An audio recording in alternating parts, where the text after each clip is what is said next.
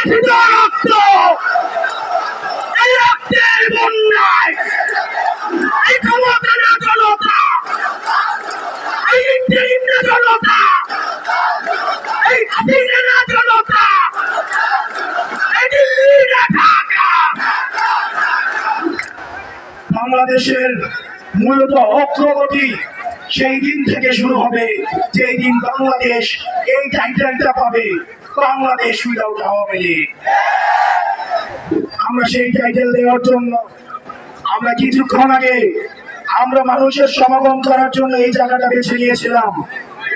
আমরা এখন এই জায়গা থেকে আমরা এখন রাস্তা ব্লকেট করব।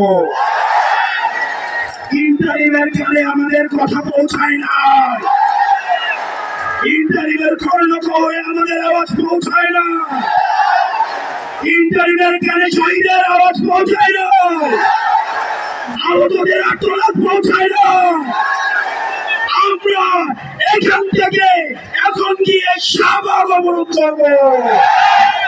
যতক্ষণ পর্যন্ত আওয়ামী লীগকে নিষিদ্ধ না করে, আওয়ামী লীগকে নিষিদ্ধ করে প্রজ্ঞাপন জারি করা হবে, আমরা জায়গা ছাড়ব না। 1974 সালে আওয়ামী লীগ নামক রাজনৈতিক দলটা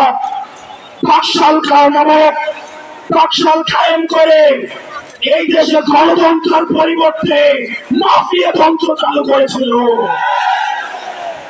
সারা দেশে সন্ত্রাস কায়েম করে জাসদের 30,000 নেতা কর্মীকে হত্যা করা হয়েছিল। 74 সালে আওয়ামী লীগ নেতা কর্মীদের লুটপাটের কারণে 15 লক্ষ মানুষ না খেতে পেয়ে মারা গিয়েছিল। আওয়ামী লীগ যে শুধুমাত্র ক্ষমতায় থাকাকালীন রক্ত ঝরিয়েছে বিষয়টা এমন নয়। আপনারা দেখেছেন 2006 সালে লাঠি দিয়ে পিটিয়ে মানুষকে হত্যা করেছে। সর্বপ্রথম আপনারা জানেন 2009 সালে বাংলাদেশের ফার্স্ট লাইন অফ ডিফেন্স ভারতীয় আগ্রাসনবাদের সহায়তায় আওয়ামী লীগ হচ্ছে ভারতীয় এক্সটেনশনের একটা ইমপ্ল্যান্ট, একটা দল। ভারতীয়দের সহায়তায় আমাদের দেশপ্রেমিক পিডিআর সৈন্যদেরকে পিলখানাতে নৃশংসভাবে হত্যা করেছে।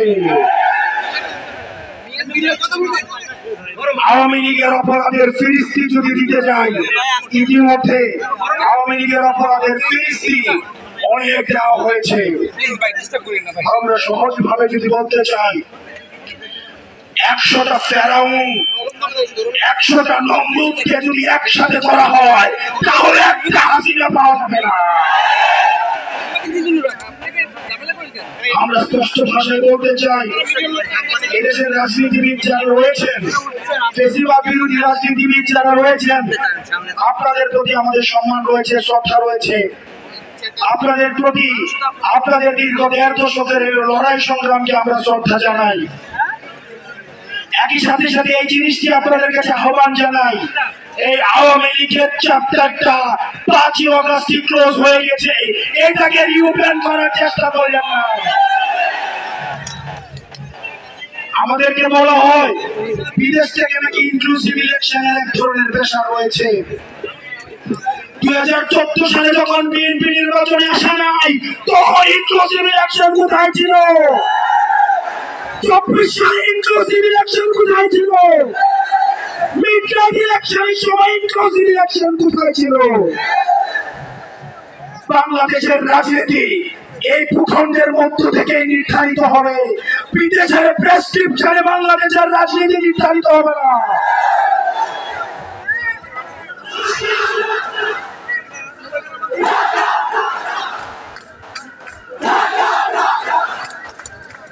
এই দেশের রাজনীতি আমরা দেখেছি, এই দেশটাতে ধারায় খাটা হাসিনা মূলত হচ্ছে মোদির বেতনভুক্ত কর্মচারী হিসাবে দেশটাকে পরিচালনা করেছে।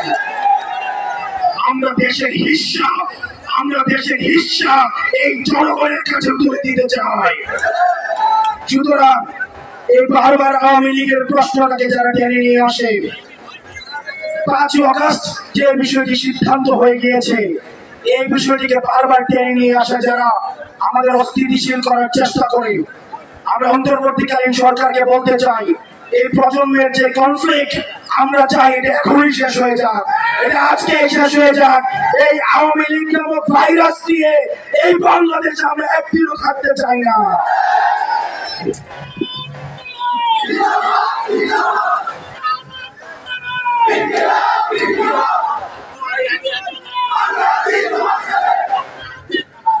প্রিয় সহযোদ্ধা, সংগ্রামী সহযোদ্ধা, আপনাদেরকে বলতে চাই, শেষ রক্তবিন্দু দিয়ে একজন ব্যক্তি যদি থাকে এখানে, আরো যদি 1 মাস প্রয়োজন হয়, 1 বছরও প্রয়োজন হয়, আওয়ামী লীগকে নিষিদ্ধ না করা পর্যন্ত আমরা এই ময়দান ছাড়ব না।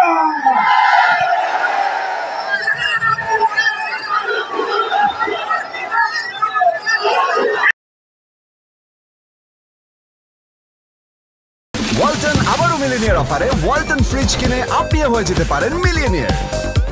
মিলিনিয়ার ছড়াছড়ি দেশ জুড়ে, এটা শুধু ওয়ালটেনই পারে।